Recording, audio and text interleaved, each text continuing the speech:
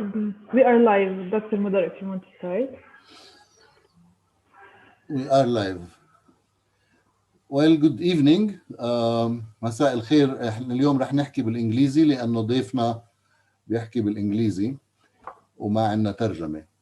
So good evening everybody, and this evening we are going to dedicate this roundtable for a discussion about the new modes of university administration. I mean, all of you know that there is quite a bit of changes, quote-unquote reforms that have been taking place over the past decade, especially in Palestine, but this has been happening for the last 4 decades probably, and a little more in England, but in all over the world. Peter Bratsis, our speaker tonight, he specializes in political science, he works at the City University of New York. I personally know Peter from his writings on several issues. The most interesting was for me his work on political corruption. But recently I read a small blog piece by Peter about the situation in the universities, and it was titled, just like our roundtable this evening, COVID-19 and the crisis of the capitalist university. And I thought, we are currently undergoing many also discussions within Birzeit University and in other Palestinian universities about quite similar topics and quite similar issues, although they are framed probably in a different mode of multiple crises that we live under. But to give these discussions and debates and issues in Palestine some sort of theoretical background and some contextualization within a more global framework, and to give them some rationalization, put them in a certain theoretical perspective, we thought that it would be great to listen to Peter and have a discussion with him about how he sees these questions and his suggestions about the future, and whether there are any solutions and what kind of solutions and how radical these solutions should be. So without much ado, welcome Peter aboard. I'll give you the floor. You take your time, and we will then go for we will go around the table for questions and answers.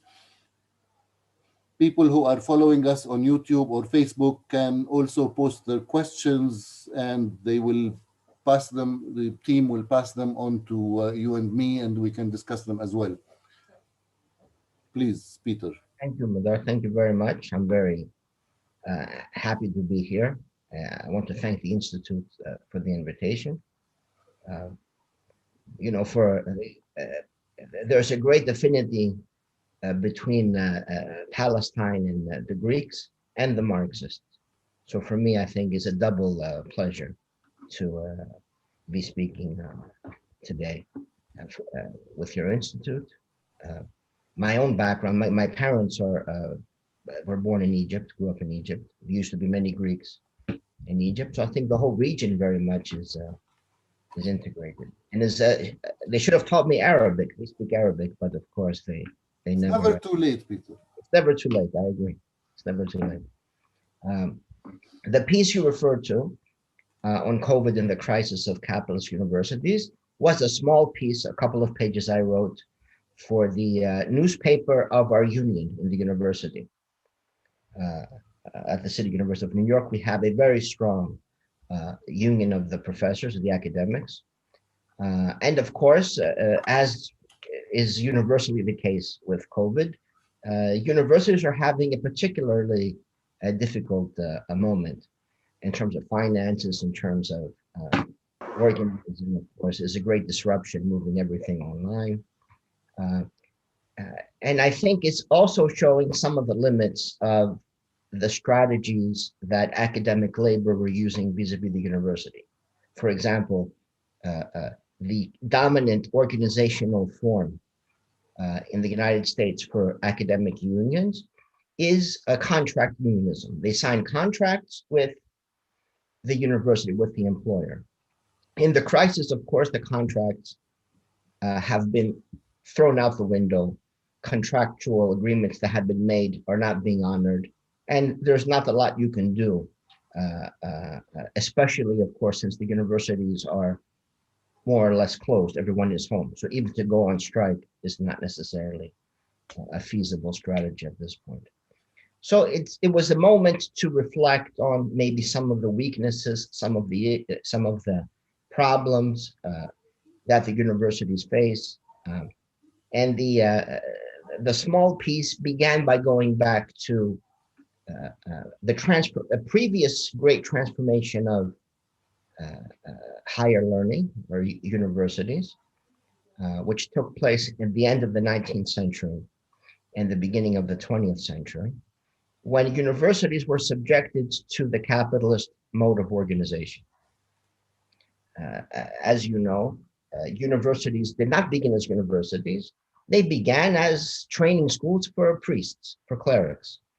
You know, when they talk about the old universities, these were vulgar institutions to train clerics for jobs. They were not dedicated to higher learning. During the Enlightenment, of course, this changes. And you have other places, sooner, other places later, a transformation of these institutions and a growing of institutions dedicated to the principles of traditional higher learning, liberal education. Um, the organizational form, of course, that this took was very much modeled on the the way artisans and guilds had been organized. It was a guild kind of organization. You had a very strict hierarchy. The older members trained the younger. There was a process through which you rose through the ranks. There was a lot of clientelism involved, of course, in all these things, as we know. And it was very much in terms of organization, a creation of that pre-capitalist society. That changes, again, radically towards the end of the 19th century. A very good book on this, I would say, is Thorstein Veblen, The Higher Learning in America, on the Conduct of Universities by Businessmen, is the subtitle. And he traces it from about 1894 to 1928 in the United States, when this transformation happens. And you go from this pre-capitalist artisanal kind of organization to one very much molded on industrial norms. So as we know, the university today is very much a reflection of industrial forms of organization. Everything is standardized. Classes are measured by how many hours they meet per week, credit hours. Curricula are standardized. You don't just go in and start, it's not just an endless seminar. Max Weber would show up and just, he would have his seminar on economy and society, and you would go and you would listen. And after some years, he would say, yes, you're ready. Bring me the paper, I'll sign it. You can move on. Now it's Sociology 101 or 102 or whatever the numbers are. And you take so many credits, so many classes, and you graduate. And of course, you had by standardizing the curricula, you also created academic specializations. I think it's a very common misnomer to think that academic departments or disciplines or subdisciplines correspond to different objects of analysis. This is not really the case, I believe. And obviously, there's nothing you can do in sociology that you can't also do in anthropology or political science and so forth. It was really created as a way to standardize the curriculum, to standardize academics, and to make them interchangeable. So if you have someone who does sociology of culture, they can be fired or they retire or whatever, and then you hire a new person of that specialization, and it's like the workers on the assembly line. You need one who does theory, one who does culture, whatever the thing is, and then put together you have some kind of a curriculum. So this standardization was very much a way to break the power of the academics.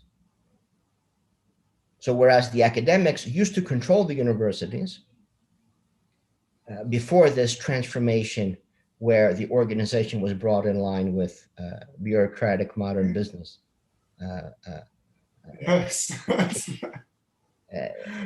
this was no longer the case. You had professional administrators who did not teach, obviously. They organized and coordinated, and you needed coordination because now you had this disparate curriculum with these various specialists teaching their very narrow fields. And this was, again, a fundamentally a way to break with the power of the academics. There was a study commissioned in 1910 by the Carnegie Foundation that was done by Frederick Taylor's protege, Morris Cook. Frederick Taylor, as you know, is the famous efficiency expert, Taylorization of the workplace. And he did his study on universities, and his findings were that the problems that limited the efficiency of universities had to do with the power of the professors. The professors had too much power. That's why things were not efficient. You had to break that. The way to break that was, just as in the factories, was to automate, to break the process up into these standardized roles, and academics would be replaceable and, of course, no longer in control of the process. Concurrent to that, there was the discovery in the United States that if offered lifelong tenure, if given a permanent position, most academics were willing to accept less money. So the idea of tenure became dominant. Initially, in the First World War, tenure was extended, an idea used to try to save leftist professors or professors who were against the war from being fired. But once the administrator saw how well it worked in terms of people wanted this protection, they extended tenure to well beyond the left, of course, and the costs of academics went down, the salaries went down. In that process, the focus of the academics, no longer the main strategic focus of our labor union, of academics more generally, and by the way, in the United States, it's few universities that have a labor union. Most of them are not unionized. But the focus of our union and other academic unions and other unions in general were with issues of course, salary, work conditions, teaching load, how many classes do you teach, how often are you eligible for sabbatical, these kinds of issues. And there was little to no focus on the question of who controls the university. More or less, the academics had given up, or that even think about the possibility of being in control of the university. It was relegated to this detached administrative class, and in exchange, they sought decent wages and work conditions. Things have changed. And I think things have changed because the crisis we are facing now, I think, makes it ever more obvious that it is no longer practical to avoid the question of power and just focus on the question of work conditions and wages, medical benefits, and so forth. For the simple fact that the administrative class in the universities today, to begin with, have become much more vicious than they had been in the past. The administrative ranks up until, let's say, the 90s or so, were largely filled by academics. There were academics who, for whatever reason, were not satisfied with teaching and being academics. At some point, they desired more status or some greater degrees of control. They might become chairman of the department, dean, provost, president of the university, and so forth. But the process was a slow one, largely internal to the university. So it was the same as if, let's say, you work at IBM or General Motors. You begin in a lower position, and slowly over the course of your career, you may move up to where, whatever you end up at the end. So it followed that industrial model, and you were in many ways embedded within the university. There was a strong link to the institution itself. And that was in many ways also the model for, as I said, capitalism as a whole. Many people started working at a corporation, and they ended their career at the same corporation, moving up slowly over time. Capitalism changes, of course, and now we have our contemporary dominant form of capitalism is no longer mainly in a kind of industrial capitalism or a kind of Fordism where that is the model in general. Now we could say that the accumulation of capital in part hinges on its ability to move. We spoke before about this question of transparency and corruption and so forth. The movement of capital now becomes the main source of its profitability. It's no longer, since everything has become financialized, it can move, and it can move very quickly.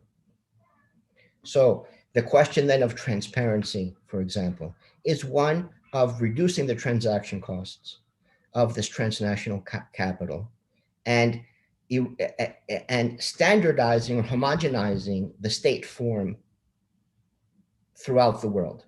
So you have very similar institutional structures, very predictable, and it minimizes any kind of opacity, any kind of uncertainty, because local rules are strange or change very rapidly, or local elites have an inordinate amount of control over the institutions. So you have now, and if you look at the numbers, it's really startling. If you look at the cross-national transactions of equities and bonds as a percentage of GDP, for example, let me give you just one example. We go from, I think I have some things written down. You go from, in the United States, for example, it was 4% of GDP in 1975.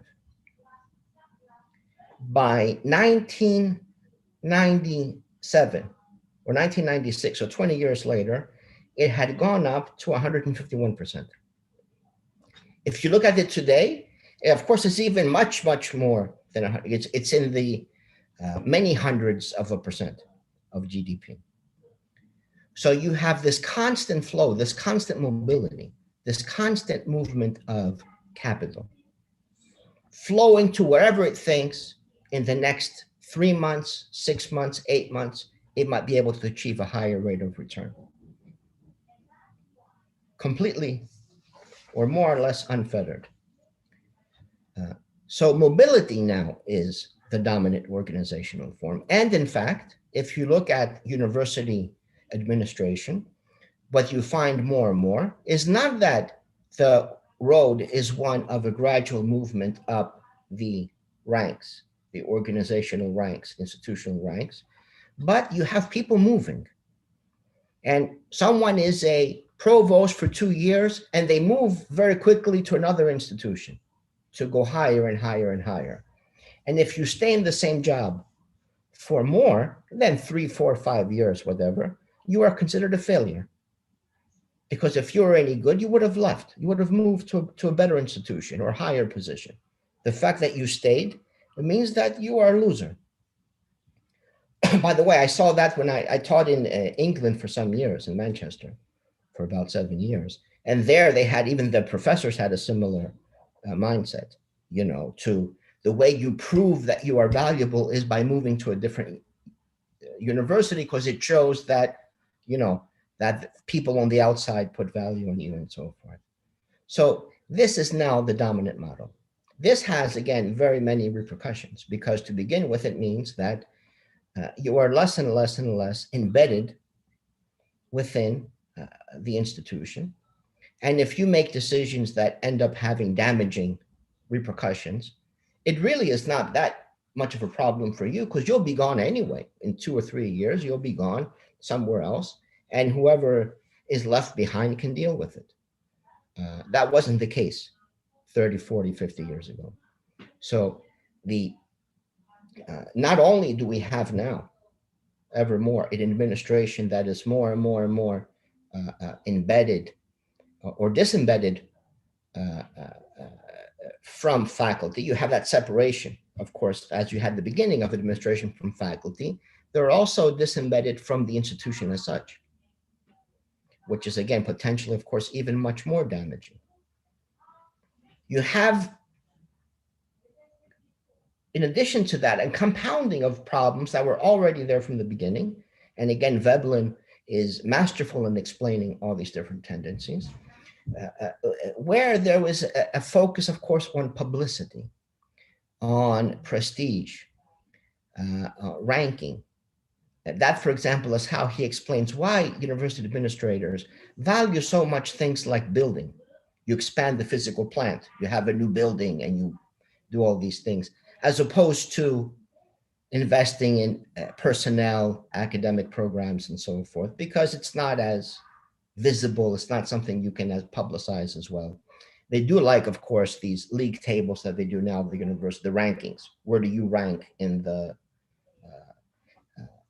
in these things? That's another part of the what makes someone a good administrator or not. Oh, we moved up 10 places or 15 places, shows that we are doing much better. And part of that has to do, of course, with money. That bringing in money is a way of showing that the university is, in fact, you know, a very good one. Here are the measures. They use that for these tables, you know, how much money the university has. And many of these universities, especially here in the United States, these Ivy League universities have amassed huge amounts of money, many billions, tens of billions. Harvard, I think, has, they're up to something like 30 or 40 billion dollars in their endowment. The one example I gave in the piece that you read was Johns Hopkins, who last year furloughed employees. They laid off some of their employees. They froze the pension contributions for the university staff, and they did other. And they cut some wages too, and so forth. Why? Because they had an expected budget deficit of of what would be 1.6% of their endowment, $100-something million. They expected to be have their revenues lowered because of the pandemic compared to what they had expected to bring in. So in order to address that, they had to cut all these millions in benefits and in wages to the employees, because the 6 billion could not be touched. The 6 billion was in the hands of these Wall Street investors, and it was tied up in various investments, and you can't just sell things to pay the pension benefits of some professors. So even if the institution has a lot of money, it doesn't necessarily mean much when it comes to the quality of the how protected the institution is, or at least the professors are, from these financial ups and downs. So it's a very different scenario of a administrative class that is divorced from even the institution itself, as it chases certain careerist paths and the kinds of measures that would qualify one as being successful, and then to move on to your next institution, your next position. So this happens. And of course, there's also a transformation when it comes to teaching. We're talking about this embeddedness. You know, a lot of the things that we do Oftentimes, I think, like I mentioned before, with the issue of a departmental divisions and subfields and so forth. These are all, again, relatively new, having more to do with how to manage academic labor than how to organize research or think about concrete questions and problems. And we have that. We have grades. The grades don't have a great pedagogical function. And now almost all of us give grades, A, B, C, or whatever the grading is. The tradition was, of course, no grades. The tradition was pass fail. When a student had reached a point where they were competent to move on, they would pass and they would move on to the next step.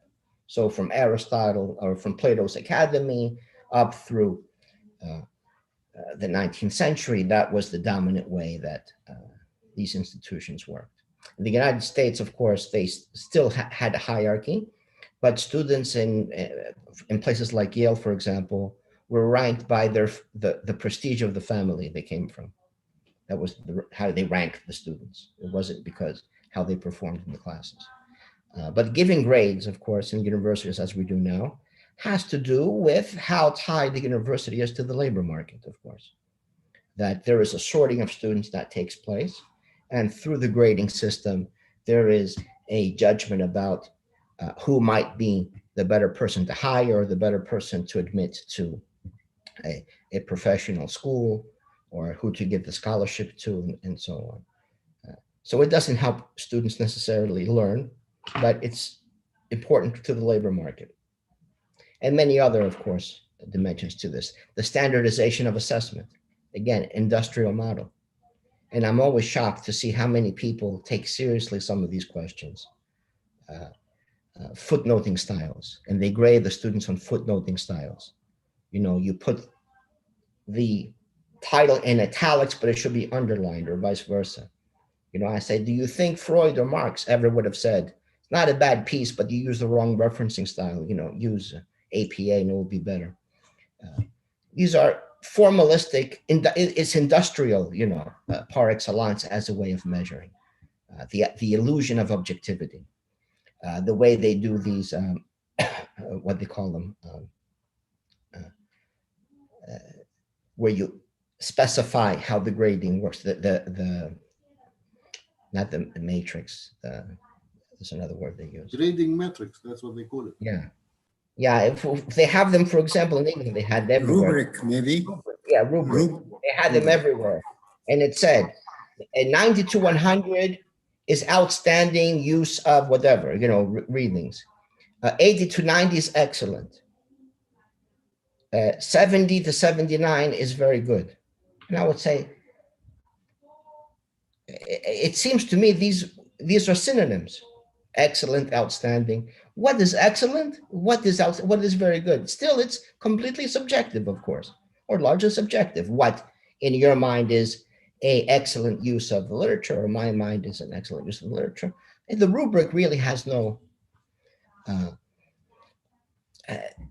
great function, other than, of course, it is in the spirit of standardization, industrialization. You know, you take out the academic as an expert, as a artisan, let's say, and it becomes almost a mechanical, or you give it the illusion of it's a more or less mechanical process. We have the rubric, it's objective, it's written down, and everyone follows the protocols.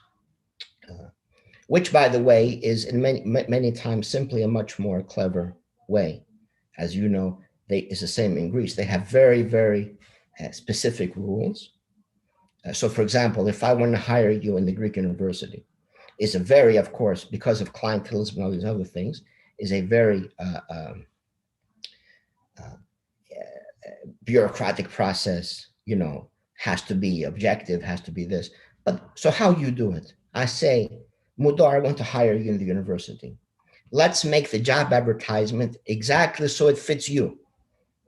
So then, of course, objectively, you were by far the best person to fill that position. But because from the beginning we had designed, you know, I think the best person on this is Edgar Allan Poe, the poet, who has the best, I think, analysis of transparency. of how transparency is a way of hiding things, let's say, in the famous story of the purloined letter. Whereas you may remember, the story is that there's a letter that is stolen. And the person knows where the letter is. It's in an office, but not where in the office. So they break into the office and they tear the whole place apart. They open all the books, check inside every book, tear up the floor to look under the floor everywhere. They can't find it. And it was sitting on top of the desk in a stack of letters. That by making something visible, you hide it even more, which is, again, often what happens through these procedural, bureaucratic, transparent processes. You hide the truth by making everything so obvious, and or you hide the reality of the corruption, which is, because how can you have transparency about what the motivation of someone is, what goes inside their head? It's impossible. So you make it about the rules, the procedures, rather about the substantive issues. So all of these things, the traditional industrial academic model, as problematic as it is, and it is very problematic, even that now seems like a paradise, because things become even more vulgar due to this process of deterritorialization, disembeddedness. So now, for example, what is one great threat of higher education that we see playing out through things like Zoom and so forth? One big threat is the idea that everyone should have a very individualized curriculum tailored to each person's learning styles, which is another one of these contemporary catchwords. And it'd be much more cost effective to have all the content online. Students can, at their leisure, through a smartphone or their laptop or whatever, you can be on the beach, you can be in the coffee house, you can take your classes, then you take an exam, you pass the exam, you have the college credits. So it's a great effort to detach the question of university education, higher education, from even universities themselves, to standardize curricula, the best curricula, they will say.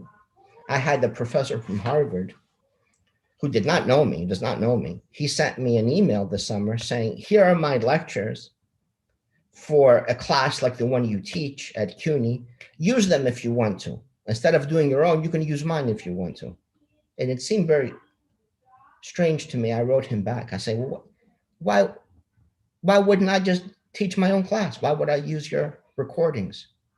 Oh, just to be helpful. I want to be helpful. But I think this is now the new idea that an institution will say, we have the best professors, the best lecturers from Princeton, from Oxford, and so forth. And for much less money, we'll give you access, you can take the classes. The professor will have nothing to do with the class, of course. There was a situation this year where students were taking classes with professors who had passed away. The professors were dead, but they were still teaching the class because, of course, the university had all the recordings of their lectures, of the classes. So the students were watching the professors who were dead already teaching the class. And then there were some graduate students, who knows who would read papers and do the assessments and so forth.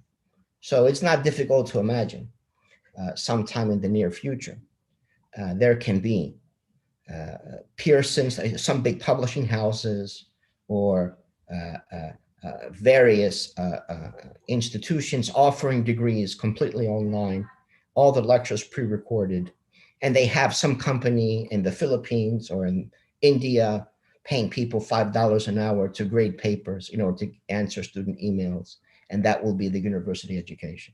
So even worse than the vulgar bourgeois university of the 20th century. It will seem like a paradise in comparison. And all these things are happening.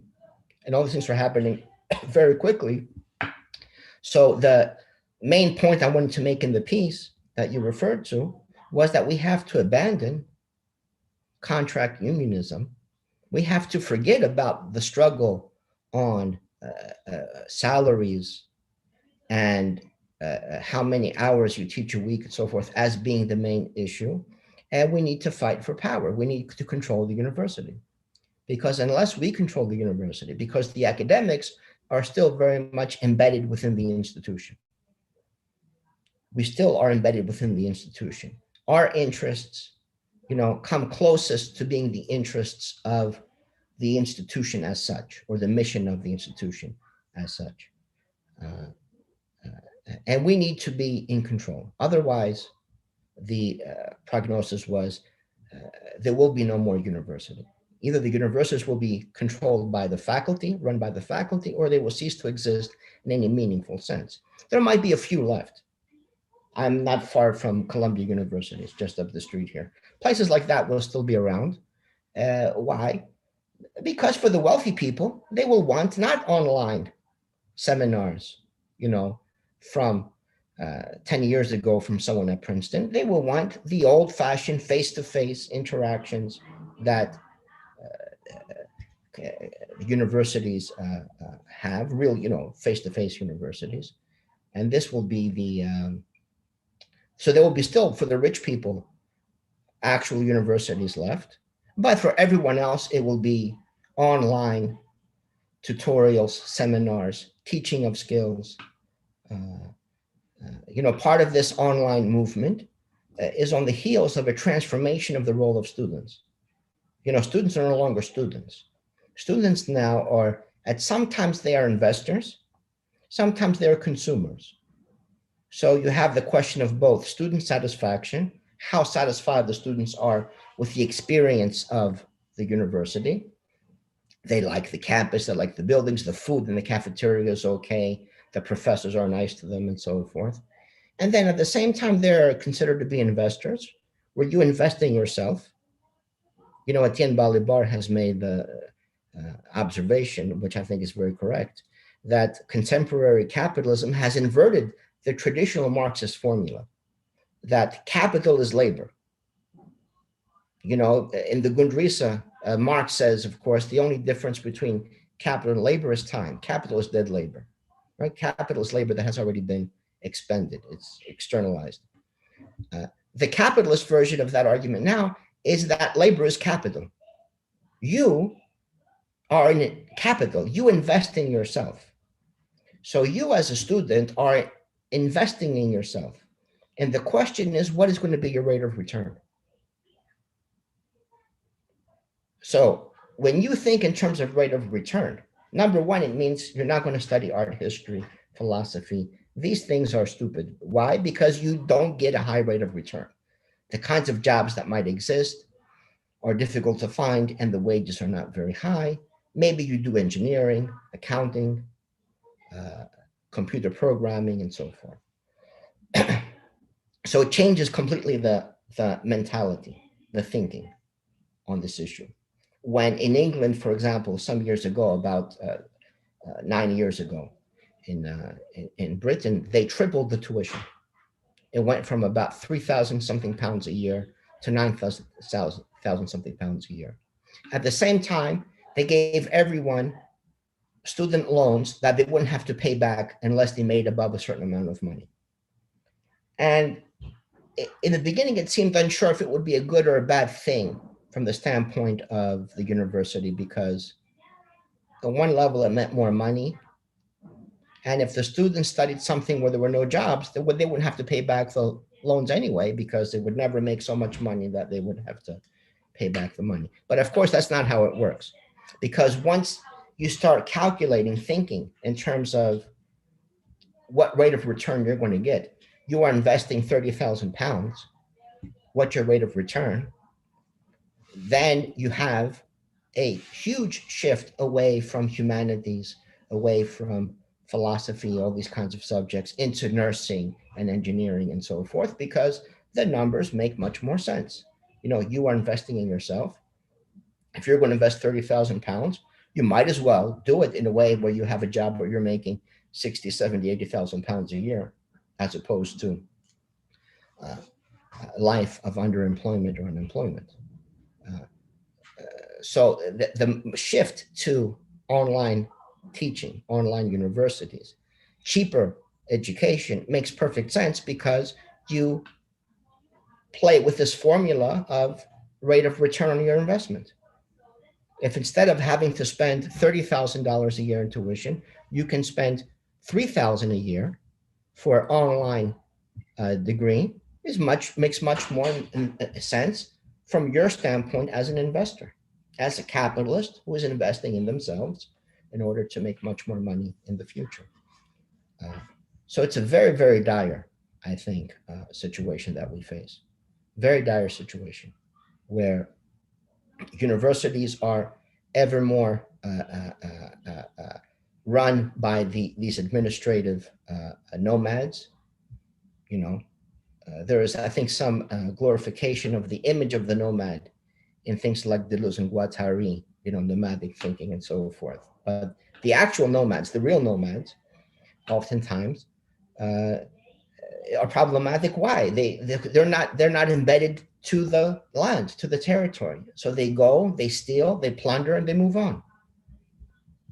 And which is exactly what the administrators, of course, do in this nomadic movements. You go, you squeeze as much as you can out of your organization, you do as much as you can for your career, and then you move on to the next position. So this is again, I think a immensely problematic moment we are facing. And I think the only solution is that the professors, the academics, take control directly of the university is the only possible, and even that might not be enough because there are external forces pushing in various directions that one would have to battle against. Even that might not be enough as well, but I think that's the only possibility at this point. Thank you. Thank you very much, Peter. Very enlightening and sad. Yes. In a way. Okay, so let's see. Who would like to start the discussion in a way? I have just one question. You imagine the academics or professors controlling the university. What does this mean? It would mean no administrators.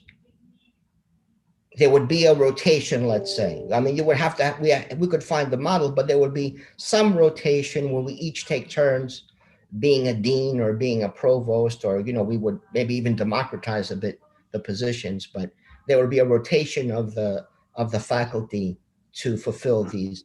There are always administrative roles to fulfill in the university. We wouldn't get rid of those, but we would get rid of this separated group of people who man those positions and are in opposition to the institution and to the faculty. But maybe we can delve a little deeper onto this question, and there are probably three kinds of questions I would pose about this. First of all, I'll give you an example. In Birzeit University, we are still pretty much in this rotation kind of thing. So people get appointed as deans, vice presidents, and then they, you know, finish their term. Sometimes they drag a little bit, but also often they just finish their term and they come back to teaching and etc. But this did not stop the administration from moving their mentality, although they are rotating, but the mentality has changed, and they, you know, like, so what you've mentioned about, you know, looking at the prestige, at the ranking, at the media. One of the funniest things is that university websites have less and less and less information in them. They have many more pictures, many more success stories, so to speak, but much less information. If you look at the kind of marketing university, there's the way they they advertise themselves and etc. This have been shifting. And I fear that part of the shifting does have to do with what students want from the university or what they think they want from the university. The other problem with democratizing the university, we've been discussing this, and not so broadly, but we've been thinking about it. And one of the problems is mediocrity. So how do you ensure that there are generations of academics who would also like to have less hours put into teaching, especially that the income is not so high, and they would like to free their time to do something else like consultancies or whatever off campus, so to speak. And we do fear a system that is not meritocratic, anyway. And the third question, or the third thing that I would like just to raise, I personally was thinking, maybe I briefly had a very brief discussion with Lena about the idea: how would you imagine a cooperative university, like that functions where it's a cooperative of all the faculty and staff in it, and maybe the students as well? Did you ever think about this? Yeah, there's a number of problems. To have a cooperative university where the students not are shareholders in a sense, but they have a very active voice or are equal footing with the others, is a problem because equality or democracy is not possible in technical issues. So if it's a question of we're building a bridge, we're going to build a bridge, you cannot do it in a democratic way because there are people who know very well how to do it and people who have no idea. So when it comes to questions of the good and the bad, when it comes to politics, you can have equality because no one knows the answers. You have your opinion, your argument, I have mine, and there's no objective answer to the question, what is the best way to live? And so that's why, as Aristotle says, that's why we have politics. We have politics because nobody knows the answers. We're not gods. We don't know the answers. So we come together to try to figure out as a group what we think is the best way of living together is. There you can have democracy. If it comes to teaching Max Weber, we cannot have democracy because some people know much better than others.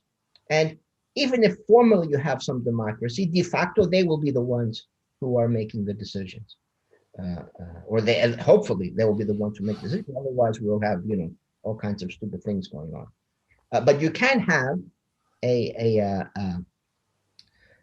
so when it comes to curricula, when it comes to content, it's difficult to do like that. When it comes to administering, you can have because it is technical, but it's not one where we cannot include people of various specializations or backgrounds and so forth. The students can judge what they are best at judging, which is, of course, what the subjects they want to study, what questions interest them, and so forth. They know much better than we know what for them is interesting and engaging and what kind of questions motivates them and not. So it has to be done in a specific way because you don't want to you can't undo the hierarchy of expertise when it comes to what people know. So I don't think the cooperative model necessarily is, maybe it's a way to address the question of cost, how much money it costs for the education, which is, most places, of course, is free. The tuition is free for most students, but that's not true everywhere. And here, at least, as you know, and it's not only the United States, student debt is a huge business. It's a huge money-making business. Students are investors. They're also debtors, of course, and they feed a lot of money into the banking system in this way. So maybe on that, a cooperative can answer some questions. But in terms of organizing and running the day-to-day university, I think is not the model.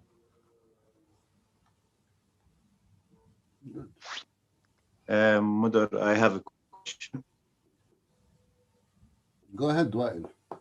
Oh, okay. Thank you, Peter. I agree with what you said about imagining more of a democratic university, but I find it problematic saying that we need to get rid of administrators when I think of low-rank administrators. So at least at Birzeit, many of the low-rank administrators are comrades in the struggle against neoliberal policies that the administration is trying to implement and successfully implementing, or not successfully implementing, but it's kind of implementing. So my question is, can we imagine a more democratic university with with the presence of low-rank administrators? My critique is not against the people who are, doing these kinds of jobs. It's the people at the top. It's the people at the top, the provosts, the presidents, the vice presidents, where, I know that I'm sure in Palestine is different as it is in Greece and other places. Here, they multiply every other day. There's a new, associate dean for this, vice president for that, or whatever the case might be. We're getting it. Those are the kinds of positions that I'm talking about. They're the ones who, in effect, of course, run the university and have driven it to the current situations.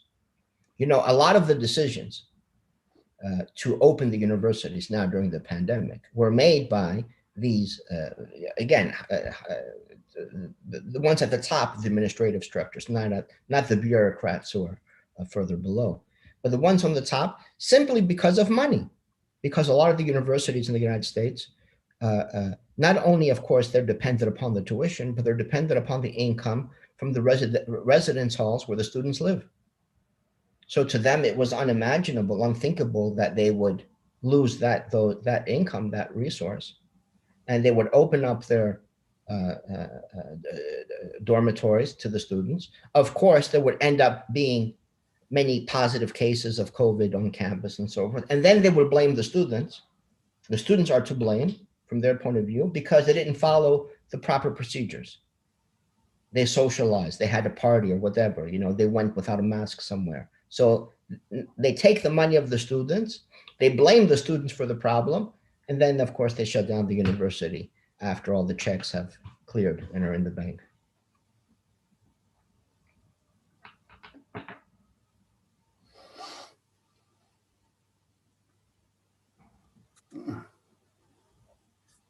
So let me ask Rana a question. I mean, Rana, can you see much of a difference when you talk, say, about Columbia and Birzeit in the context of what Peter is talking about? You have to say that again, Muldar, sorry. I say, I mean, if you compare an American university to Birzeit and put it in the context of what Peter is talking about, how much does it apply to us? Is it pretty close, or are we really different?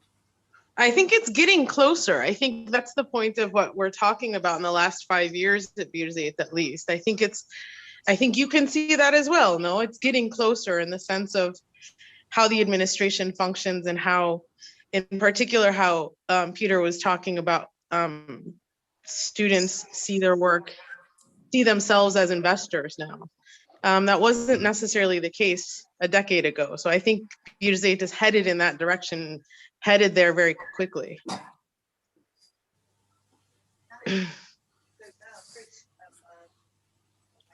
Maher?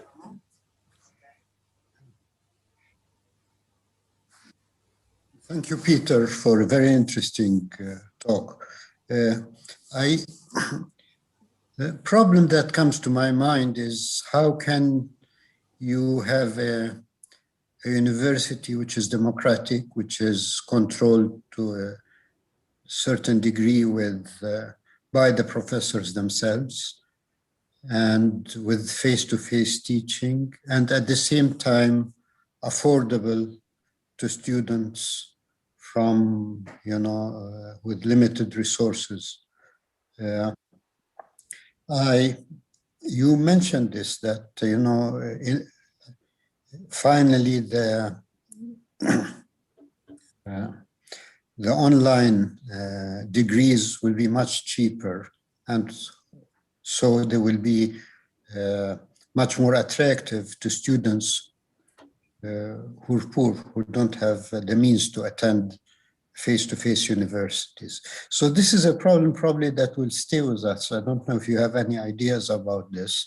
It's a problem that we've always had here at Birzeit. How can you provide a quality education and at the same time provide it not so expensive, at an expensive rate? Yeah, well, obviously, the universities have to be publicly funded. I mean,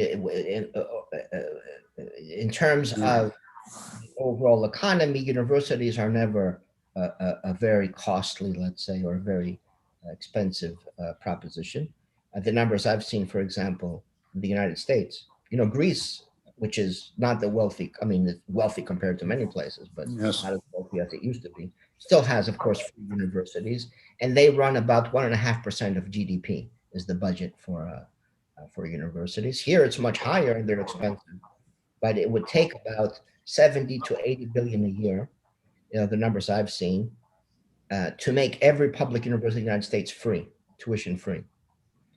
So it's not a crazy, I mean, it's money, but it's not an unthinkable amount of money, 70 or 80 billion a year for an economy as large as the United States. Yes. But the first question is, of course, what do we mean by the university, or what is the purpose of the university? Because if the purpose of the university is credentials for jobs, then the calculation is different than if we have some fundamental dedication to higher learning, to thinking as a good unto itself, regardless of its utilitarian, values. I'm always appalled when I hear that the union and the university administrators justify the university by talking about how much tax revenues the graduates generate. Our graduates pay X amount of taxes per year to the state, and it's good for the economy, and it's good here. Because there's never a discussion about the value of thinking. We are here as an institution, and it's not always utilitarian. The book I referenced before by Veblen, Higher Learning in America, he has a great line where he says the barbarian is distinct from the savage on the one hand and the civilized on the other, because they are complete pragmatists. They're completely utilitarians. If you can't eat it, drink it, smoke it, it's of no utility. That means it's useless. We as academics, presumably, we're on the other side. We consider thinking to be the highest of human attributes. If you don't, then we have a problem. You see what I mean? So if the idea is the university should be here to facilitate the economy, then maybe online universities are fine. But if the idea is that we have to encourage thinking and new ideas and exploration of the world, then it's worth putting some money into it and so forth. Although a lot of the money is wasted on things that are superfluous to that project. Yes. What is the title of the book you mentioned again, please? The Higher Learning in America. Okay. 1919, I think. It's very early, but yes. It shows just how long ago this whole process has been going on. And Veblen and others disgusted with the way the universities were moving, which, again, from our standpoint, the universities then would have been paradises compared to what we have now. They were so disgusted that they left and they started the New School here in New York City, the New School for Social Research, as a reaction. It was Veblen and it was some from Columbia, leftists and so forth. They started a new university to be run by the professors to, maintain the old fidelity to higher learning.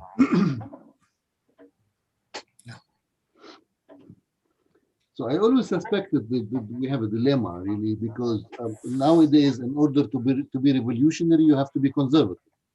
You want to stick to the old, yeah? Yep. Yeah, in some ways. And, the academics really is a very conservative function. Is in a way like the old idea that you tell the stories of the generations who came before. It's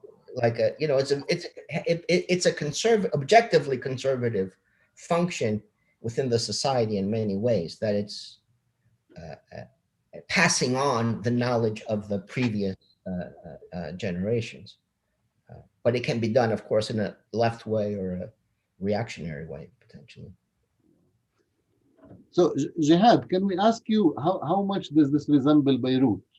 What you've heard here?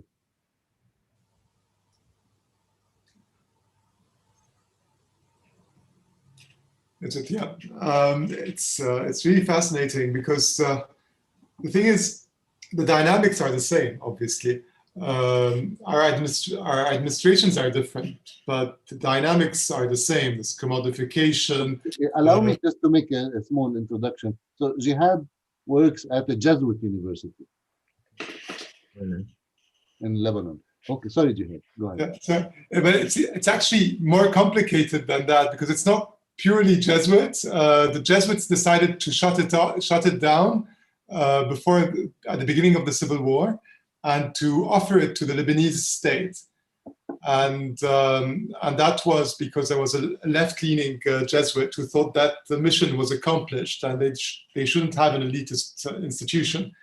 And there was a revolt within the university headed by a dissenting Jesuit who forgot the obligation to obey orders. And he split it from the Jesuit order. And so it's an autonomous, it's a weird creature. That is run by a Jesuit who's appointed by lay people. So it's but anyway, but which is interesting because it's no longer so the dynamics are quite complicated inside there. But I'm looking at it from the point of view of the students and how they push for change. With the values that they are bringing. So one of them, for example, in this approach, of a consumer investor, their refusal to fail, and how they're pushing, the university, and also it's up to the professor now to justify why they're failing a student. Yeah. So from this point of view, I can see a lot of similarities. With COVID-19, we had the same indecent proposals as you received, professors from France, because we're a French-speaking university, or universities telling them, no problem, they can take our online courses. We offer them to you for free, which means no job for the for the staff that's in Lebanon, actually. So a lot of things are really echo, and obviously we're involved with Birzeit University and other universities around the region in a common program, and we have a very strong push to standardize, just to have a common language. So also the dynamics you mentioned. I'm actually one of their proponents within this program because my function is to standardize. So I'm a bit of the black sheep in this conversation. So it's really fascinating. But I was wondering if a way out couldn't be going back to something popular. In French, it's called popular universities. I think they called folk high schools in English and in Germanic languages, which, so as this approach of late 19th century structures that are totally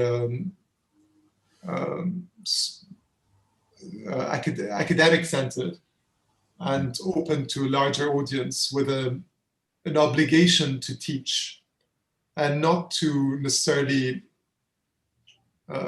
provide, they're not in the same, provide a job at the end, because they were initially thought of as an adult organization for education. So I don't know if there's something there that could be explored. But again, I don't know, I'm a bit lost, because then you mentioned the question of democratization. And by democratizing completely and giving an equal voice to students, as you rightfully stressed, who is not on an equal par with a lecturer who has the knowledge, but by giving them this impression with all these new tools that we have today, the inverted class, etc. So so it puts us on a kind of the conservative end of the conversation, which I'm still lost in. So I'm sorry, it's very blurry, but I didn't realize how conservative I was, but also quite reactionary. So, so thank you a lot for opening my eyes to my reality.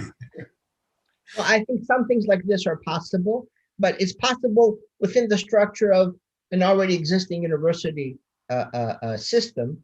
So we have, for example, here an institution, the Institute for the Radical Imagination is the name of it. And we do seminars and classes for free or for very little money, and students can come and learn all kinds of things, but we're all paid by the university. So we do it for free, but I can do it for free because I already make a good salary from the university. So I could, spend one afternoon a week teaching things. Stanley Aronowitz, myself, Michael Pelias, is a group of us who do this. And I think it doesn't answer some of the questions, because this idea of, let's say, adult education is very popular today with the notion of lifelong learning.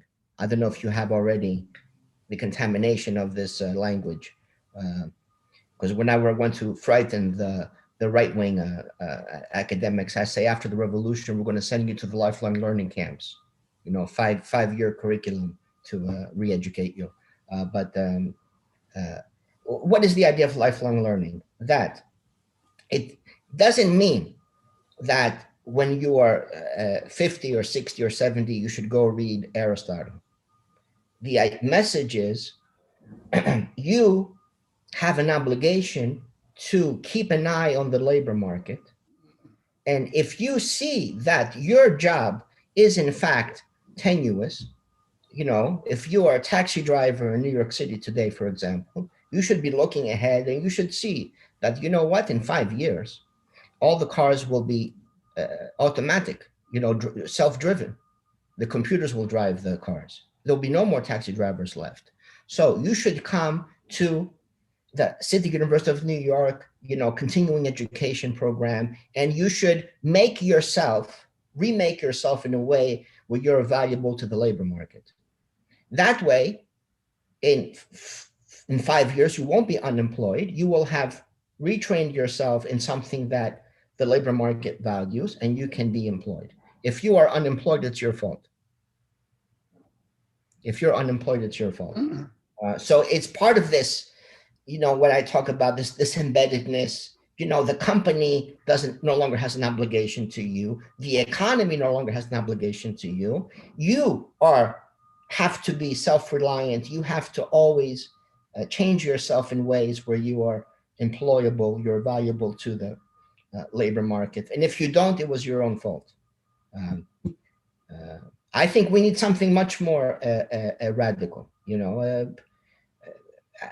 Some of my friends teach in the prisons, for example, and everyone says the best things about teaching in the prisons because it's a wonderful experience. No one has to work. None of the students have to work. They don't have internet all day, so they get bored and they sit and they actually read books. They come to class very prepared. They have a lot of energy, to do things, and is the best experience they have. So this is one of the paradoxes. It's much better to be in prison.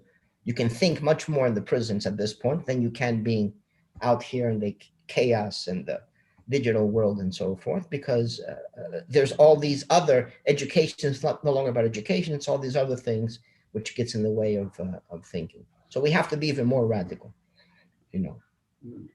university communes, or, kind of who knows what, or guaranteed income where you could spend your 10, 20 years just working on, Spinoza or whatever your passion might be. Some years ago, I read the biography on Keynes. And one of the things that struck me was they described this system that then existed in Britain, where people would get lifelong stipends just to be thinkers, academics. Keynes, one of them, but there was a whole system where there was a certain fraction of the population that would receive lifelong stipends, and there was no expectation of production. Maybe some people wrote masterpieces, others ended up not doing anything of consequence. You know, that's the way, of course, the process works. Not everyone can be a Keynes or something like this. And, you know, sometimes you see someone, they do nothing, and then after 15 years, they publish a masterpiece, or they write, you know, a brilliant poem or what have you. But they put money to have this population, and certainly we could do even more, because today, as you know, the demand for labor is objectively much less than it was 50 or 100 years ago, certainly. You know, the machines do a lot of the work that people used to have to do. And there's no reason why we can't take advantage of that. So, Peter, we have one question that is coming from our Facebook viewers. It's Dr. Lada. He's asking, what do you think? So he says,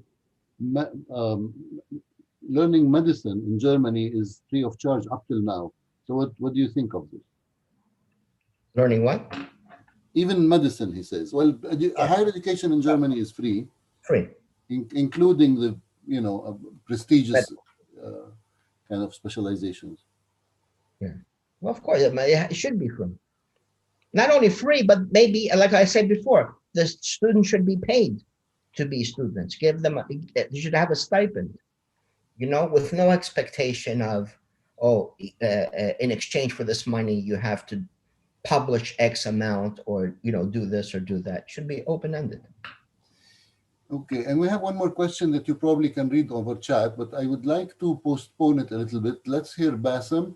It's about students, and I would like to add one more question to it, to bundle them in one issue. But maybe Bassem, I thought Bassem wanted to say something. Okay, hello, Peter. Thank you very much for this very interesting talk.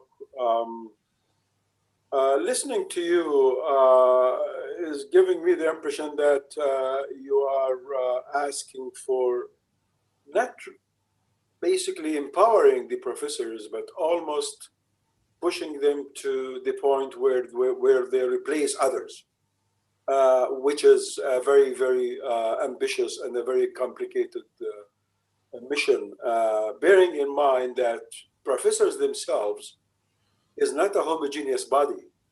It is a very, very heterogeneous in terms of affiliation and in terms of interest. And so I'm really wondering what kind of tools, what kind of means, what kind of approaches would you recommend for such change to take place, bearing in mind all those difficulties. In addition to that, of course, if it's a trend, if it's a global trend, such a trend is not the same all over the place. In the United States, it's not as it is in Germany or in Norway or in India or in Palestine. I mean, we are aware that the gigantic dynamic that is governing the whole process is a global one. There is no question about that. But there is a sense of particularity that each university setting is subject to and needs to react to. And by the end of the day, it has to respond to immediate local inputs. So bearing that in mind, I'm really wondering what sort of means or methods or approaches that cross your mind to bring about a degree of change that could at least give us some hope or leave us with a degree of optimism. I mean, the kinds of decisions that I'm suggesting the faculty should be making, and they should be the administrators, have to do, of course, with money, the investments. You know, like I say, like in the example from Johns Hopkins, if faculty were overseeing the endowment, it would not be the case that they would say, let's fire people, let's lay off people, let's cut the pension contributions, rather than taking 150 million from the endowment to make up for a temporary loss of revenues. The physical plant, buildings, we have in New York City, it was a free university, Cooper Union, right? Cooper, who had left many millions behind, called for the establishment of this university, the Cooper Union, where the tuition would be free. All the students would go for free. They hired a president of the university who decided that they had to build many new buildings to show how great the university was. They borrowed hundreds of millions. Of course, then they could not pay it back. So what do they have to do? They have to start charging tuition to the students because the endowment was not sufficient to cover the borrowing of the money and so forth. Now, the faculty had been very much opposed to that process. We're very critical of that process. The administration went ahead and did it anyway, and the consequences were, of course, quite disastrous. Similar situation happens now with the New School. The New School built a brand new building on 13th Street and 5th Avenue. They borrowed hundreds of, something like $300 million. They borrowed it. And of course, now with the crisis, they're having great difficulties.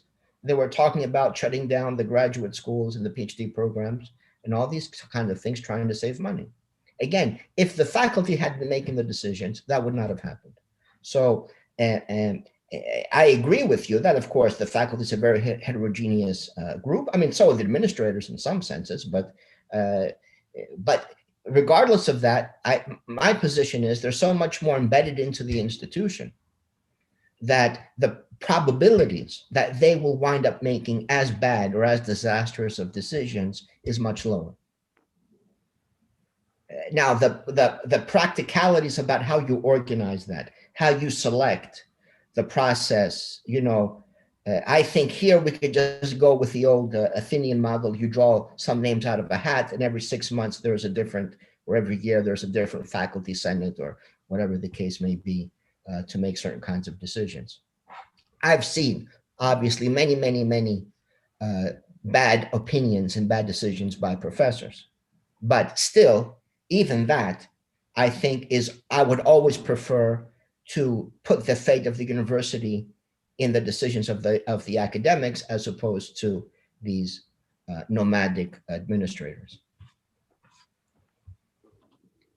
Thank you.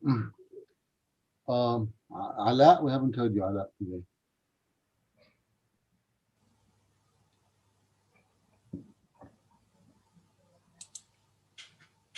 Here's a fake image, Peter, of one of the Birzeit University buildings. Oh, very nice. Behind Ala. Very yeah. nice. It's an old picture where Birzeit was closed by the Israeli military occupation. So students used to study outside.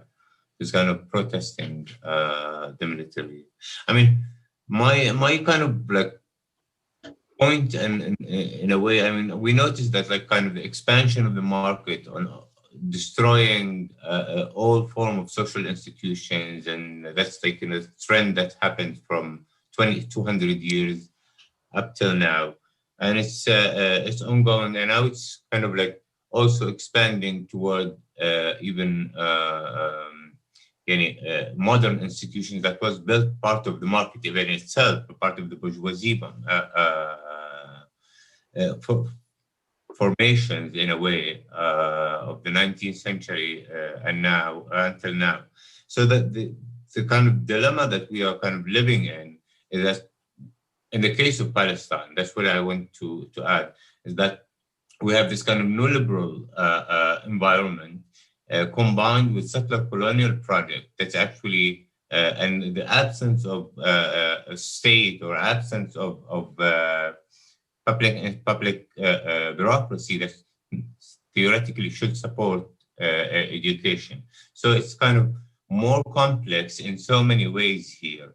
And therefore the universities kind to survive by in such situation is actually in a way it's a miracle, because we depend on so much on the income that's coming from the tuitions from the students, and therefore it's kind of ongoing kind of cycle of obstacles that we face as academics and as academic institutions in the case of Palestine.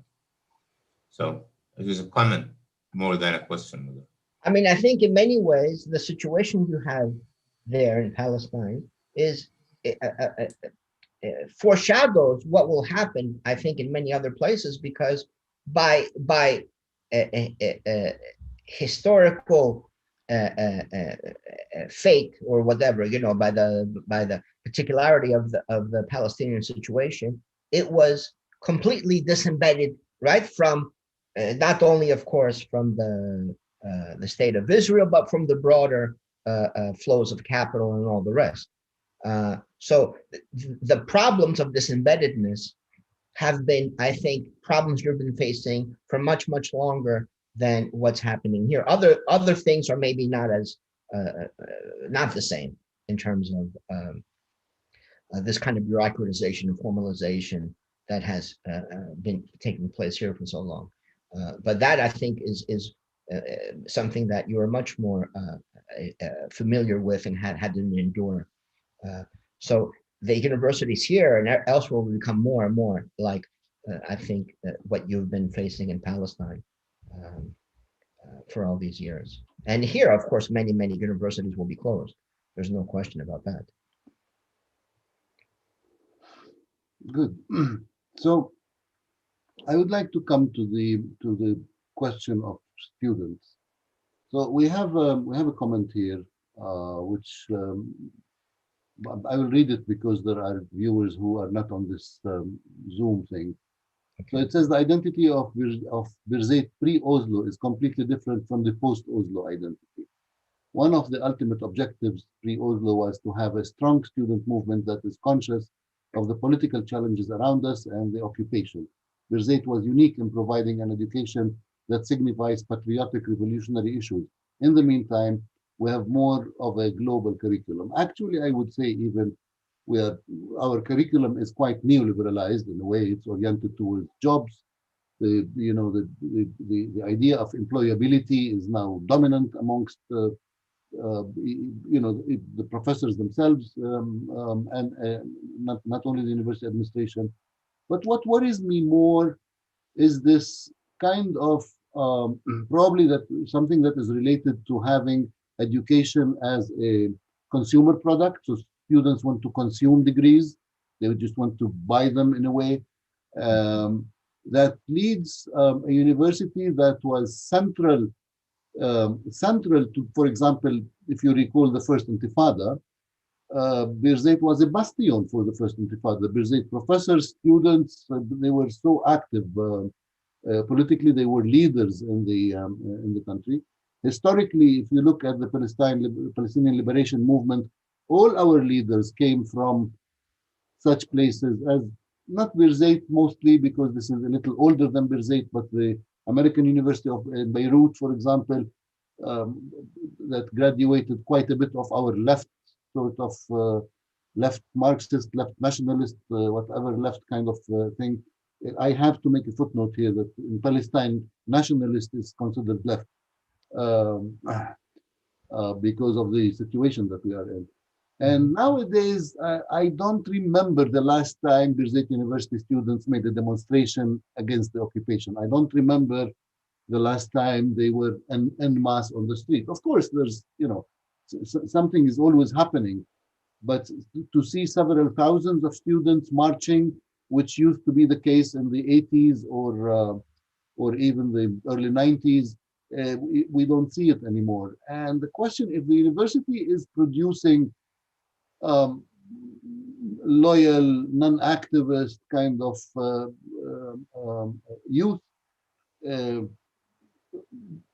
this will be reproduced in a little while, or it's already been probably reproduced, because we've been quarter a century into this mode of operation.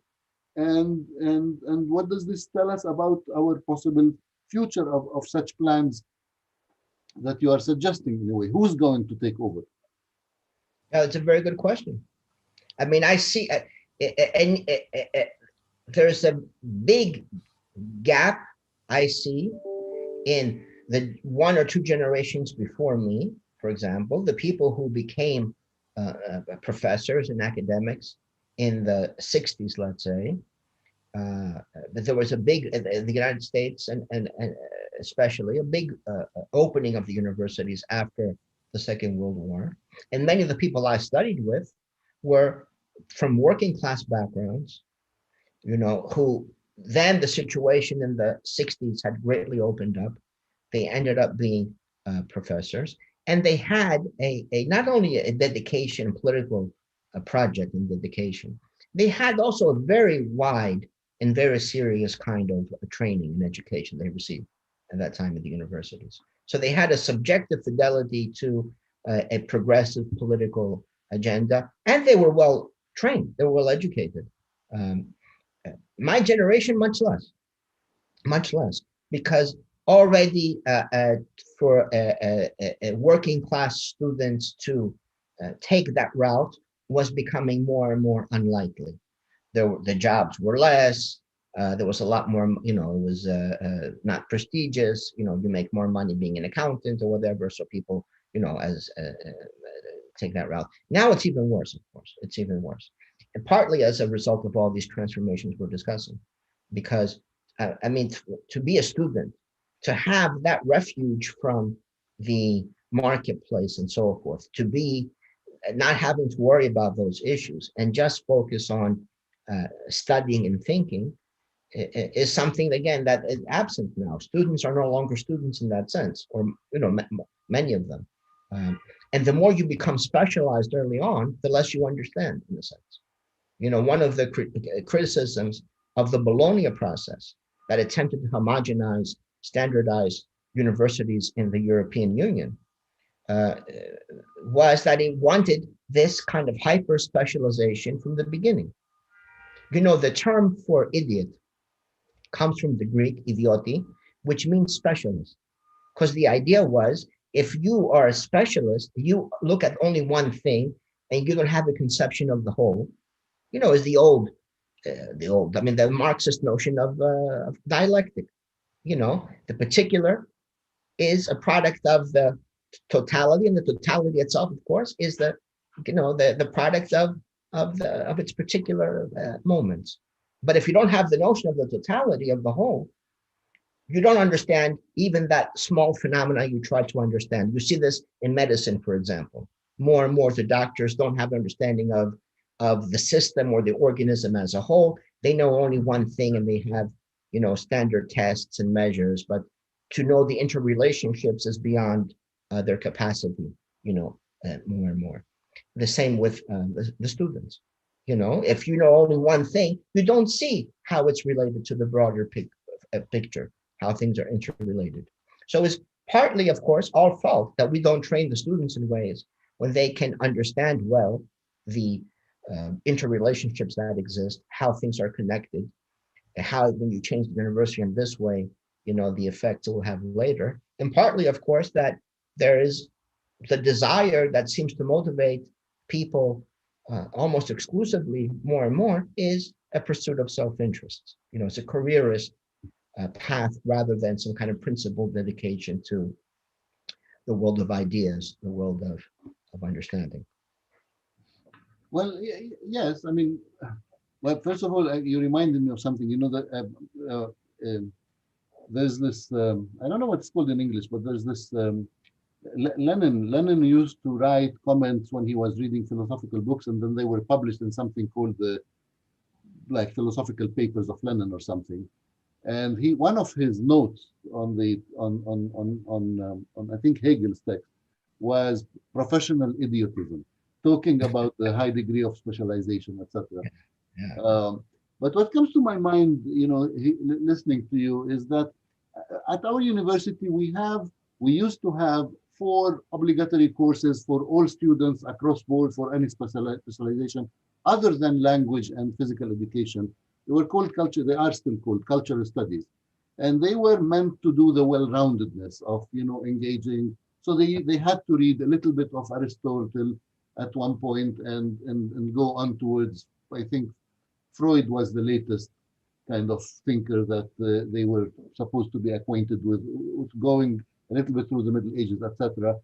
Over the time, these 4 courses were cut in half into 2 courses. They are still there, and we still think of them as you know, a small core of well-rounded. So you can study business, you can study whatever you want, but then there's some sort of knowledge about humanity that you have to entertain.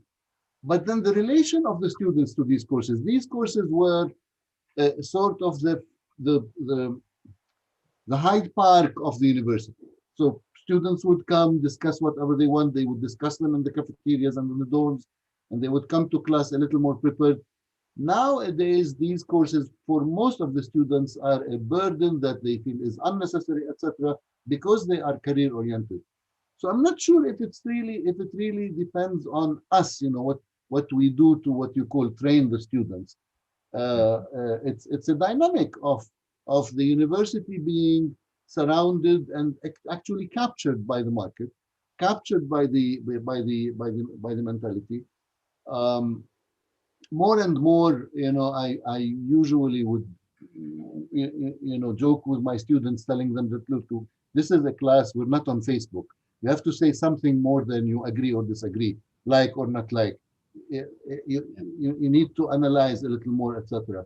But the trend of, you know, your position, your political position is I agree, or no, I disagree, I'm against this, I'm with that, without, you know, theorizing, without having substantial evidence, is growing. I see this with growing numbers of youth, and then sometimes it does change. I mean, we do have also the opposite dimension of people who are fed up with the way we are living, the, you know, situation.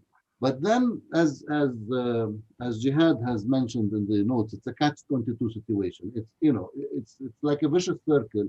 You don't know where to start. I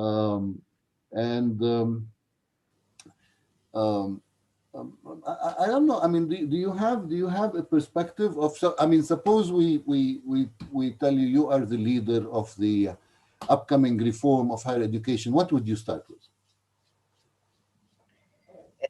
It's controlling universities and curriculum. These are the 2 most important. You know, who controls the money, you know, and the resources, and of course, then who controls the curriculum? Because in the United States, and I think many other places, there is a real emphasis on access. Who has access to the university? You know, is it open? Is it affordable or free, and all these things? And that's a very important question. You know, but the other question is maybe even more fundamental, which is the curriculum, the content. Because many people go to the university, they have access, and they get a very bad education, a very poor education. So it has to be, I think, a very rigorous, serious kind of education. I teach, you know, we're a working class institution, City University of New York. You know, most of our students come from families that make less than $50,000 a year and so forth. You know, it's not expensive. It used to be free until 1976, when New York City went bankrupt and the state took it over and started charging tuition. It used to be free up to that point, but still it's relatively affordable. It's not these crazy, you know, tuitions you hear about in the private universities. And in many ways, you would think that the students would be completely focused on how to get the job, because they don't come from families with a lot of money. And I mean, that's true often enough, but it's really shocking how many students have a genuine interest in intellectual life, or in the course of the classes they get, they discover that they have serious interests and wind up studying things that are the complete opposite of what maybe they should be doing in order to have a job. Is amazing. And conversely, some years ago, I went for a job interview at one of the most elite universities here in the United States. A lot of money. And the students come from very affluent backgrounds and so forth. And it was a 2-day, you know, 3-day interview process, very involved. So the one day, you have all these meetings, then you give a talk, an academic talk, then the students will take you for dinner. One day the faculty takes you for dinner, the next day the students take you for dinner. And then the students give their notes. Oh, we like this person, we didn't like that person. So we went for dinner with the students and we were talking, and I thought that maybe they would have questions about what I had discussed in my talk. And you know what question they were asking me? The PhD program at Yale has a placement rate of 92.3%, you know, in the first 5 years after graduation. At Princeton, it's 96.4, but there's a person at Yale who studies something closer to what I want to do. Where should I go for graduate school? Completely careerist. And I was a little bit surprised, because I was thinking to myself, okay, if I were to leave CUNY and come to a place like this, it would be very different, because I would go from teaching, you know, working class students, you know, students of very modest backgrounds, to the elite. But I was thinking, well, probably they don't care about money. They have money. So they're much more, you know, concerned with ideas. I found it was the opposite, you know, because also they have this idea that to be a worthwhile person, you have to be employed, you have to have a job, you have to show that you are deserving and so forth. So it was really shocking. But I think all of us have the potentiality. The students from the working class backgrounds have a great potentiality to have this love of ideas, of thinking. It just needs the right, you know, some support, you know, the right kind of classes. And if you can have a system, like I said before, where you have some kind of guaranteed income, some kind of system of stipends, where you're not worried about starving. Okay, maybe you're not going to become wealthy, but you're not going to be living on the streets, or you don't have medical care and so forth. Maybe you make a decision. I want to spend my life, you know, engaged in the pursuit of these ideas and thinking, as opposed to going out to the labor market. It's very, very, I think, possible to think like that could be the outcome. Very possible. Faris, you don't want to say anything? You've been silent.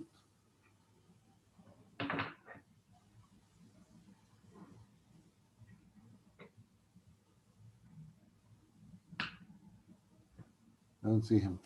Okay, so maybe we can round up now. Sorry.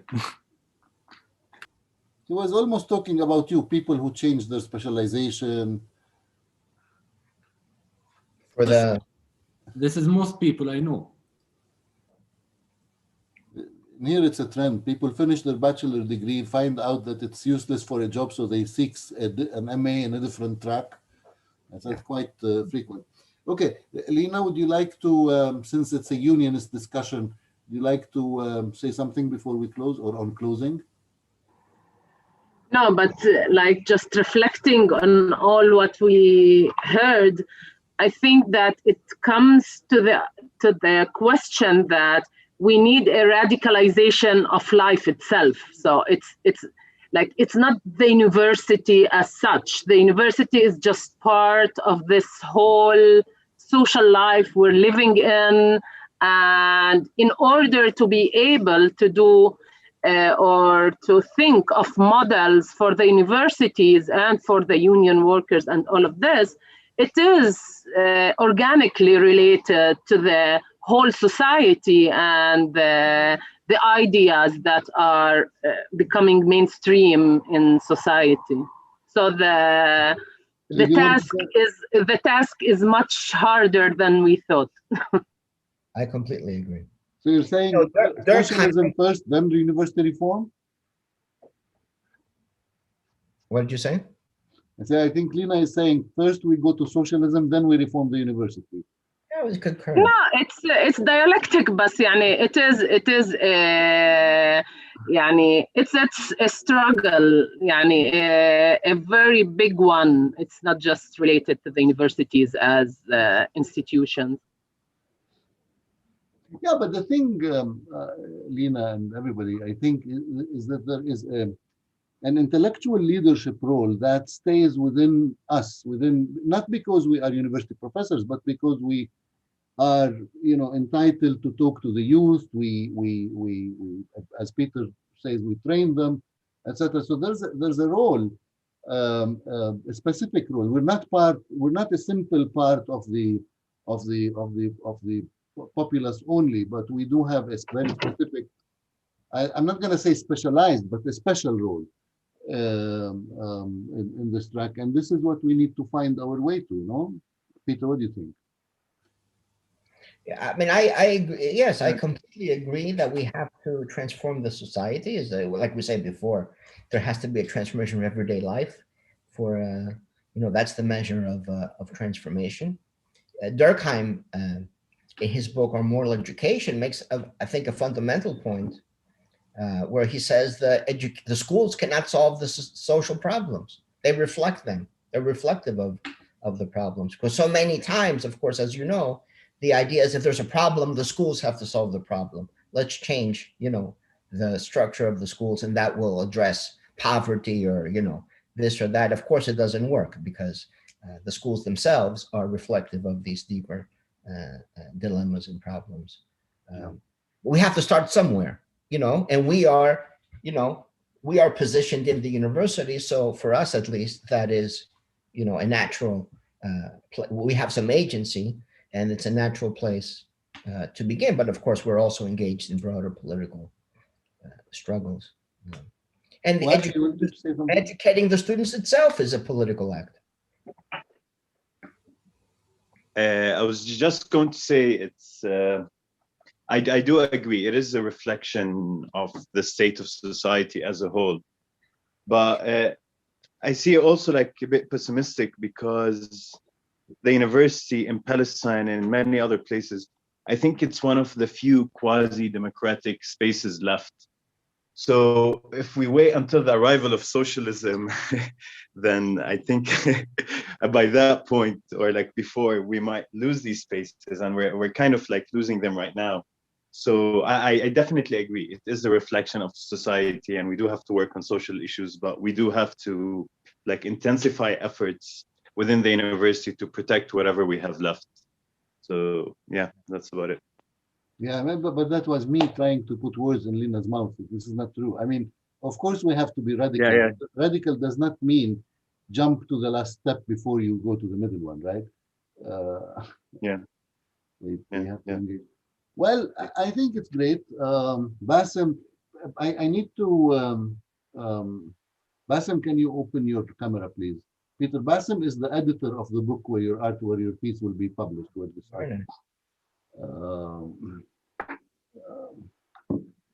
Yes, Mudar, I'm here. Yeah, so you've seen the translation already, I think. Yes.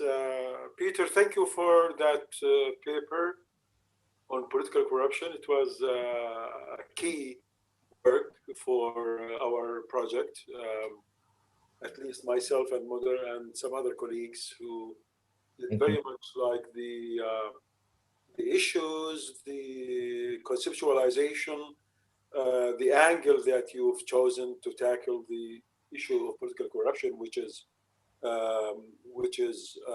very, very solid and very different.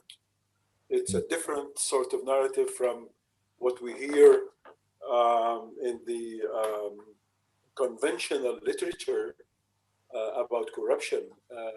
So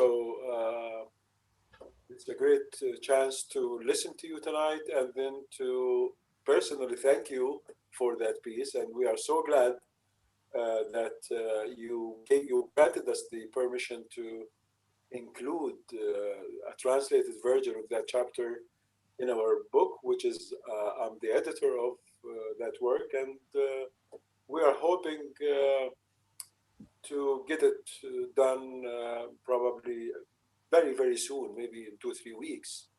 So very quickly, you're very quick. You're going to set a bad example for the rest of us. They're going to say, look how in Palestine how fast they are. You people. We were rushing to get something in Arabic into your library. Okay, yeah, that's a good one. Yeah, I mean, Basically because it was the only piece that needed some language work, you know.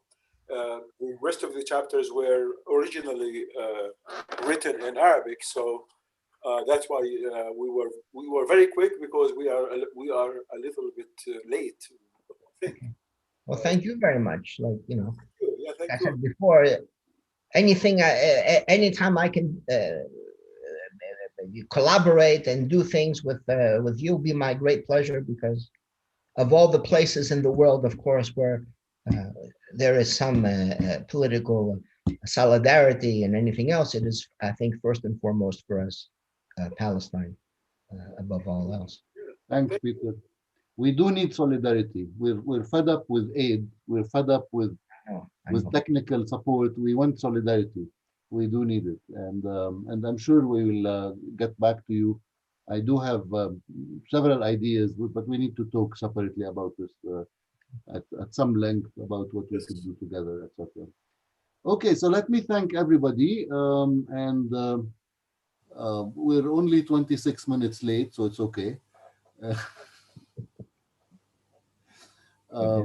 Thanks a lot, Peter. Thanks, everybody. You do know that this session was recorded, and it will be on Muwatin's channel on YouTube.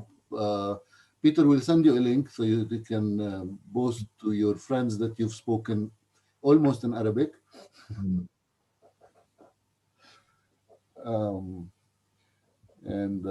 So it's noon in New York. So good night in Ramallah and in the Middle East, and good afternoon for Peter and everyone else over there. Thank you. It's been a pleasure, and I think it was a very useful discussion. I think we have to take it up for our internal discussions at the Birzeit community. And maybe one day we will hear about sort of some global academic plot